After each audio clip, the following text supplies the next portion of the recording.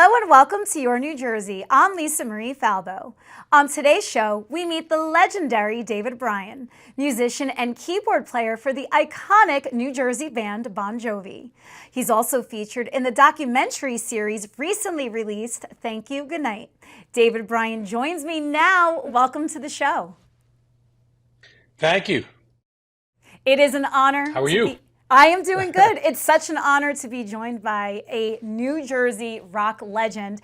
And we got to give a shout out to our mutual friend, Constantine Maroulis, who connected us 4 years ago during the COVID-19 pandemic when Constantine and I produced a telethon that you were featured in benefiting the New Jersey Pandemic Relief Fund. And thank God we are away from all of that. Yes. Hi, Constantine. He's a great guy. And yeah, I'm so glad that's in our rearview mirror, but we've done a good thing and we raised some money for people that needed it. Yes, yes. Well, let's dive right in. I mean, there's so many ways that we can start this off, but for people who aren't familiar with your history, maybe pre-Bon Jovi, tell us about your New Jersey upbringing. I was born in Perth Amboy Hospital. I grew up in Edison, New Jersey, where I went to school there, and J.P. Stevens was my high school. I graduated there, and right at the summer of '78 is when John Bon Jovi's cousin, Joseph Bon Jovi, and I went to high school, and we were going into high school. We were friends, and he said, hey, my cousin's looking for a keyboard player. So I just got my driver's permit, so I drove over the Route 9 bridge at the time, and there you go. In the documentary, which we're going to obviously dive into, it was mentioned that the reason you think that you got the job is because you had a van to transport gear to and from gigs with. Is that true? Yeah, my father always supported me because I'm a classical piano player since I'm 7. So I would, I put in my 10,000 hours by the time I was 9, and my second 10,000 hours probably the time I was 11. So he saw me as I was passionate about music and the piano, and he would always give me money to buy great instruments. And he had a hospital, he had a surgical supply business in Perth Amboy. So I would deliver hospital beds in the van, and then he would let me use that van for the band. So when I went to that first audition, I had a van, I had a Hammond B3, I had a big, huge CP80 piano, I had a Crumar string machine, I had all these amplifiers, and everybody's like, wow. So, and besides, I could play them all. That was the good part. How did you know that music was in your blood? My dad was a trumpet player, actually. When I was 5, he tried to teach me trumpet, and I was so terrible at it. I knew I had no career at 5. So at like 7, there was a piano teacher, Juilliard graduate, led the Embassy Orchestra and Radio for 15 years. He retired in Perth Amboy. So my father had heard about it, and I went at 7 to audition for piano lessons, even though I didn't know what I was doing. And I just heard him out of this piece of wood play, Beethoven and Bach and Mozart and Chopin and Schubert and Schumann. And I was like, this is the most beautiful. I don't know how that piece of wood is making this sound so beautiful, but I need to do that.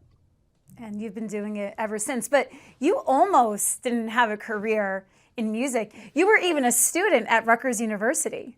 There's a lot of crossroads. Right at that second year, I was in pre-med in music. I wanted to then get into Juilliard. I auditioned for Juilliard, got in there, and then we got a record deal based on Runaway, because John and I had been in the studio a couple of years before that, came up with it, and I came up with that part. And I was like, okay, I can be a doctor, I can be a classical piano player, or I can be in a rock band. So I told my parents, I said, give me 1 year. Give me 1 year for this. And which I broke it down, which made it a little more feasible for them to say, don't do this. And I did it, and I created the gap year. That 1 year was like 40 years ago. What was it, though, about John and the chemistry that you guys had that made you take that leap of faith? Oh, we were in a cover band for a couple of years and played the Jersey Shore up and down and a million clubs. It was a 10-piece band that played like Springsteen and Jukes and a couple of originals. And then he left that to join an original band. And then I was at school, and then we never were out of touch. And then when he started to work at his cousin's studio, the power station, we would do sessions. We got the 4 in the morning to 10 in the morning time slot because nobody wants that. And I would drive into the city and we would record there. So we kept recording and recording. At some point, we had come up with Runaway, and that led to the future. And then we got a record deal and said, okay, let me give this a go. You talk about the Jersey Shore music scene. Describe for our younger viewers what that scene was like between you, Springsteen, who came a little before you, and Southside Johnny. It was alive. I mean, the drinking age was 18, so it was a whole different world. There were younger people out. And it just was, those were the heroes. Here's Bruce Springsteen that's jamming with bands in Asbury Park. And, he's on the cover of Time and Life magazine, but yet he came back home. And Southside's playing all over the world, and he's playing back home. So it was, you got to see your heroes, in the same club. And look at you, and I was 17, 18 years old, and they were still going to high school, and they were our heroes, and they got to see us, and we jammed with Bruce. Once Bruce came up on stage, it was, pretty epic. It's so epic, and I love that all of you guys are still in the Garden State. Why is that? Why do you think none of you moved? It's home. That's where your home base is. So this is where your friends are. This is where your families are. So we always have our houses in New Jersey. We may travel a lot, but our houses are in New Jersey.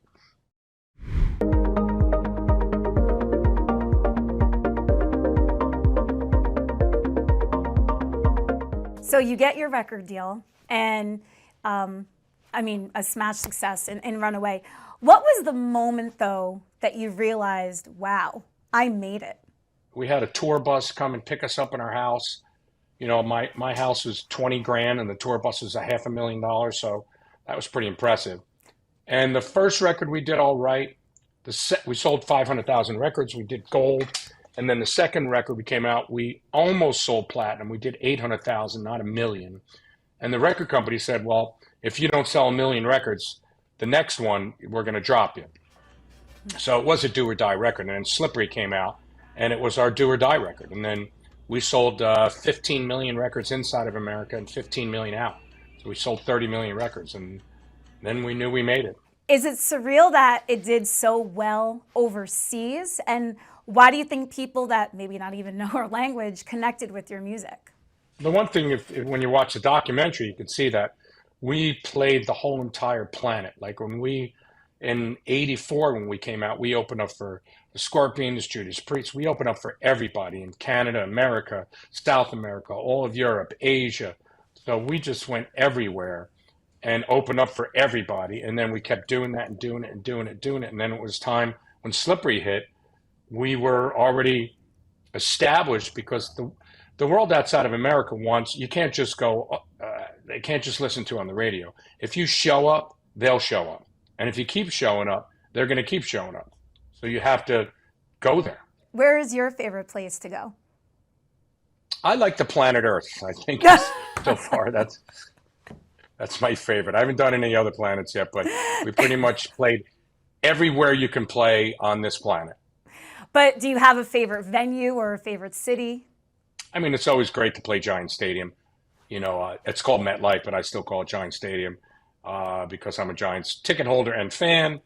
But that's pretty awesome that, right up the street is where we can play. And that's where you grew up looking at that place, in different formats. But it's pretty excellent. You're talking to a diehard Giants fan as well. I worked with them for 16 seasons on the radio side. So there's nothing better than the Giants Stadium, MetLife vibe. So I could definitely agree with you there. So playing in your backyard, I know you're very close to your family and your friends still from day one. How do you balance, and especially back in the day when you had babies, being a rock star and a father? Can't say it was easy, and there was no such thing as cell phones or FaceTime or any of that kind of stuff. It was very hard to communicate back home when we were touring a lot. But I always said that my kids are never an accessory. The more time you put in with them, the more time that you'll have a relationship. So when I did come home, I was up in the morning, making them breakfast, taking them to the bus stop. I was there when the bus stop dropped them back off. I went into school to the music class and played for the classes when I was home. And the teachers go, okay, moms, everybody here. I'm like, I'm not a mom, but I don't have a job right now, so I'm in. So it just is spending time with them, and I have a great relationship now Yeah, because of that. and you even have a podcast with one of your children, I saw. So my daughter's a stand-up comedian in New York. She plays at the Stand a lot and in a bunch of places here, and overseas she's doing great in London and England and Ireland. So she had pitched me this podcast to do called Let Me Ask My Dad. And we started it on the 28th of May. So wherever you get your podcast, go listen to them there. And it's kind of fun. She's, like I said, a stand-up comedian, and I'm a funny guy. So we have a lot of fun giving, I can't say it's great advice, but it's really funny advice of father to children, father to daughter, relationships, parenting. So it's a blast. We really, we have a lot of fun. I think that's so cool because you hear certain people in Hollywood want to shy their kids away from performing, but it looks like you've embraced their talents and supported them in big ways, such as co-hosting with them. Yeah, a couple of years ago said, at 65, I'm going to retire, and we should do like do a comedy tour, father-daughter. There's not a lot of those. I don't even know if there's not a lot. So I went, let's do that. And she goes, well, you know what, 65, she goes, I'll be 32. Screw it, I'll retire too. So our first tour is going to be called the Retirement Tour, which I think is hilarious. That is hilarious. And I can't wait to see that. And I know this is all just announced and very new, so more to come there. Let me throw in and also my son is a realtor out there too. So okay. Look up Colton Bryan. He's if you want to buy or sell, he's your guy. Let's talk about your ventures away from Jon Bon Jovi for a second. You have had major success on Broadway. The pandemic got in the middle of one of your musicals, Diana, but talk to us about your Broadway story. Yeah, my musical Memphis came out in 2009, and in 2010 we won 4 Tonys for the Best Musical, Best Book, Best Music, and Best Orchestrations. So I won 3 of them. And my collaborator, Joe DiPietro, won 3 of them, who's also from New Jersey, Oradell, New Jersey. And 2 Jersey boys telling it the way it is. And then we had that same year, we had an off-Broadway musical, which Constantine did a version of it, but it was called The Toxic Avenger. And that year, we also won the Best Off-Broadway musical. So we actually had Best On and Best Off.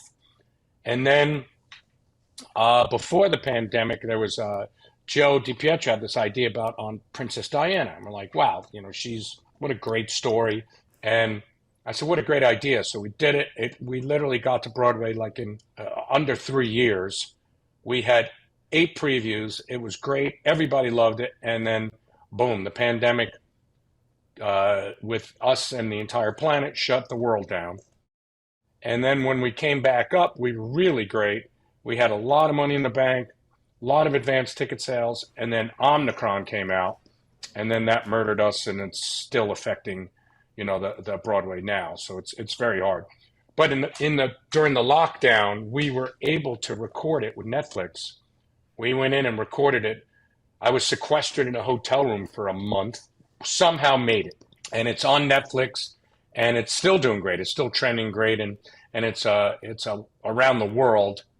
It's showing and it's great. And then that's going to go on tour, and we have different incarnations of that we're working on now to keep that brand alive because, it didn't get a fair shake, and we believe it should. I mean, you made lemonade with lemons, so, right? And that's what we do here in Jersey. There's nothing you could do. I really wish that the pandemic could have been maybe 50 or 60 years later. That would have made life a lot easier for all of us. Exactly. Well, during the pandemic with Jon Bon Jovi, were you guys working on anything during that time? Yeah, we had put a song out. It was so difficult, like everybody knows, trying to Zoom each other and Zoom record each other because we all have studios. So we would, do our parts not together and put it together because there's so much delay time. You can't really Zoom anything. And then we Zoom released it. So we did the best we could, but it was pretty not as great as our new record that was out on June 7th. Bon Jovi Forever. The single was out, Legendary, which has been top 4 around the planet. And then the second one came out, Living Proof, which is climbing up the charts as well. So we're pretty happy of our new venture. Yeah, and you guys still got it. And the documentary focuses on this, the state of John's voice. And it's just so sad to see someone that prolific go through the scary notion of maybe his instrument being taken from him forever. Talk about the behind the scenes when you realized that John's voice was going and all the different things he had to do to rehab. Yeah, that was, I mean, it was filmed like almost 2 years ago. So it's not old news, but to the world, it's new news. We knew it. He went through that. It was just, it's terrible when it's not your fault when your body fails. So he remedied it, got his surgery, and then did a lot of work and still doing work, and got to the point once, probably about a year later after that surgery, we went into the studio and just did 2 days a month and kept banging it out and banging it out. And his progress is great and great and great. And got to the point where he can really sing. And the surgery was highly successful. And we went in last October, November, we recorded the record in Nashville. So we went down there and recorded it. And he was singing his butt off. It was great. He could really sing. And then it was a matter of, then he kept going and we kept these rehearsals going. And we could still do it he could sing for 2.5 hours in a rehearsal situation. But now the idea is we just had rehearsal last week and we're going to keep doing it. The idea is that to get the stamina to do a 2.5 hour show 4 times a week for 3 or 4 months, 5 months, and then do it again and do it again. So that's what he's working on, is the stamina, so we can get back out there and play to the people, because that's what, we all live for that. Exactly. He was recently on American Idol on their season finale, and he performed and sounded wonderful, like as if nothing happened. So happy to hear that he's on the mend. We have a lot cooking, and we just can't wait to get out there and really, really play for the people. We're a live band that prides ourselves in kicking everybody's butt around the world, and we will again. Oh, and you will. And the younger generation that was nearly not even born when you were putting out hit after hit back in the day. I mean, you still are a staple in college bars and the shore scene. And I mean, everybody wants to still come and see you. And that's evident from you selling out as recently as only a few years ago, wherever you went. Yeah. And from Living on a Prayer and It's My Life and Wanted Dead or Alive and You Give Love a Bad Name, and those kind of songs are played all the time, all over the world. And now Legendary, which is a great song.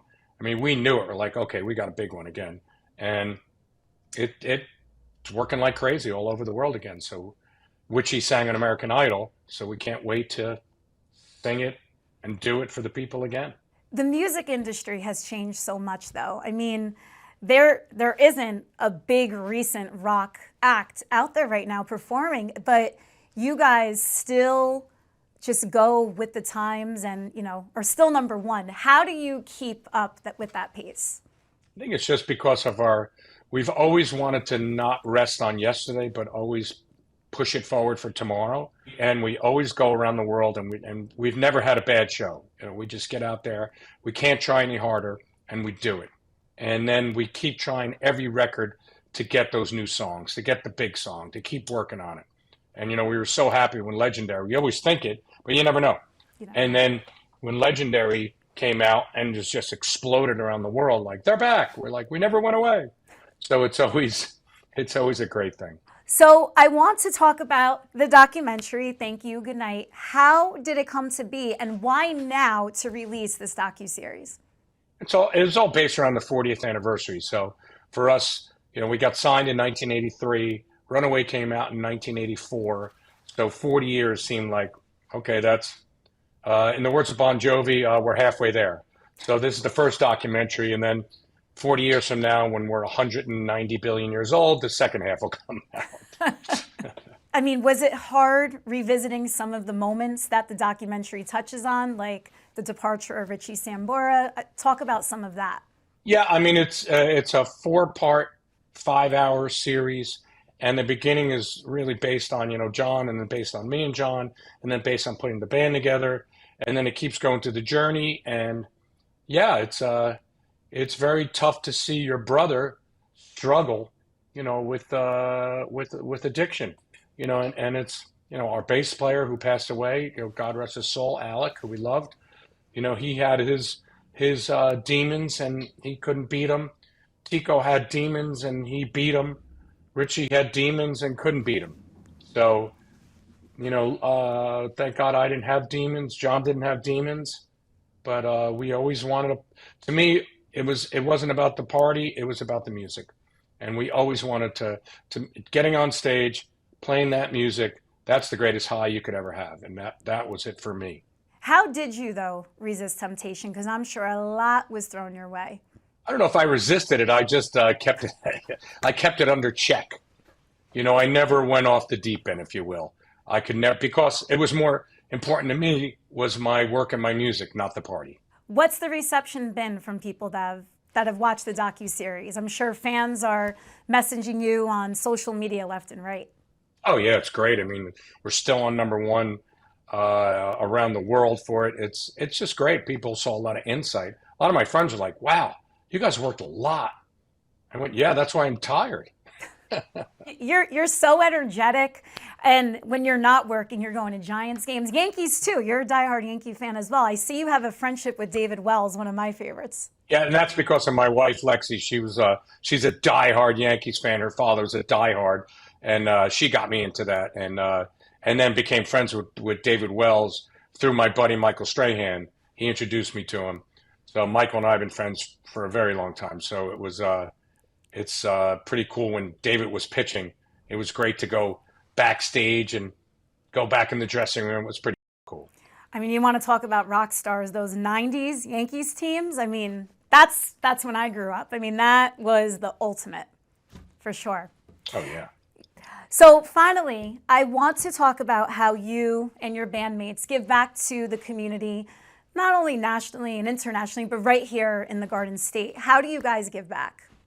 John does a lot with his Soul Kitchen. I do, and he's promoting that. As a band, we built houses in the tri-state area. And, I silently do a lot of things to charities. I'm not the one. I just rather give than talk about giving. For me, that's my little world. I like to silently help people. And, you got to help the least fortunate. We're very, very lucky people. And you have to give back. And that's all that I concentrate a lot on that. This was so special. Thank you so much for coming on here. I was telling the guys backstage that, I grew up in the 90s. I graduated high school in 2002.